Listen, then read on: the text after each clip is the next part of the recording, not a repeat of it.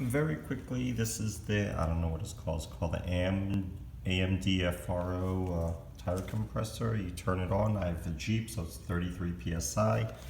I believe default is 30, so I just change this. You hit the R button, and once you go up to psi, it's psi. You just change it. It was 30, and I changed mine to 33. You leave it for 3 seconds, and it'll automatically set to 33. You just put it in. Let's see what happens.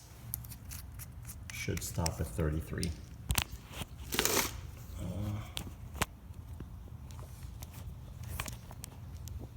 And then you turn it on.